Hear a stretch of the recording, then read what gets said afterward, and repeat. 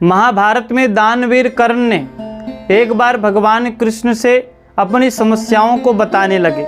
जो पहली बात कर्ण ने भगवान कृष्ण से कही कि मेरी माँ ने मुझे जन्म देते ही मुझे त्याग दिया। क्या ये मेरा अपराध था कि मेरा जन्म इस प्रकार से होगा? दूसरी बात भगवान कृष्ण से कर्ण ने कहा कि द्रोणाचार्य ने मुझे शिक्षा देने से मना कर दिया क्योंकि वो मुझे क्षत्रिय नहीं समझते थे। द्रौपदी के स्वयंवर में मुझे अपमानित किया गया। मुझे कहा गया कि मैं राज परिवार का हिस्सा नहीं हूँ। क्या ये मेरा अपराध था? कर्ण भगवान कृष्ण से कहते हैं कि मुझे बार बार अपमानित किया गया। क्या ये मेरा अपराध था? तो जवाब में भगवान कृष्ण कहते हैं, हे कर्ण, अब तुम ध्यान से सुनो। जब मेरा जन्म हुआ तो जन्म होने से पहले मृत्यु मेरी प्रतीक्षा कर रही थी और मेरा जन्म कारागार में हुआ। मृत्यु मेरी प्रतीक्षा कर रही थी। जिस रात में मेरा जन्म हुआ उसी रात मुझे अपने माँ बाप से अलग होना पड़ा। जहाँ पहुँचा वहाँ सब कार्य मुझे करने पड़े। मैं जब छोटा था तो मेरे मामा कंस के द्वारा मेरे ऊपर बार बार प्राणघातक हमले किए गए। ना मेरे पास सैनिक थे, ना मेरे पास महल था, फिर भी मेरा मामा मुझे सबसे बड़ा दुश्मन समझता था। जरासंध के कारण मुझे यमुना तट छोड़कर समुद्र के किनारे द्वारिका में जाके बसना पड़ा। हे कर्ण, मेरे भी जीवन में चुनौतियां आई, मेरे साथ भी अन्याय हुआ। आपके जीवन में आपके साथ बार बार अन्याय हो रहा हो, आपको बार बार अपमानित किया जा रहा हो, ये जरूरी नहीं, बल्कि ये जरूरी है कि आप उस अन्याय से कितना हार चुके हैं। आप उस अपमानित से अपने आप को कितना अपमानित समझ रहे हैं।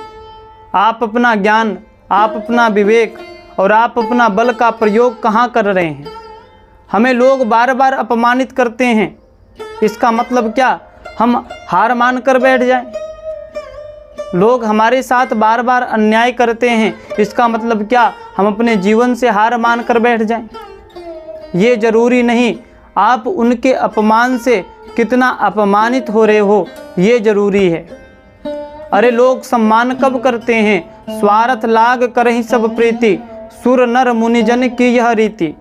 लोग आपका सम्मान नहीं करते, लोग आपके ज्ञान का, आपके धन का, आपके बल का सम्मान करते हैं। जब तक आपके पास धन है, जब तक आपके पास ज्ञान है, जब तक आपके पास बल है, तभी तक लोग आपका सम्मान करते हैं। अन्यथा आपने कभी देखा है निर्बल को कोई सम्मानित कर रहा हो, निर्धन को कोई सम्मानित कर रहा हो, जिसके पास धन ना हो कभी उसको सम्मानित कर रहा हो? तो लोग आपका सम्मान नहीं करते, लोग आपके ज्ञान का, आपके बल का और आपका धन का सम्मान करते हैं।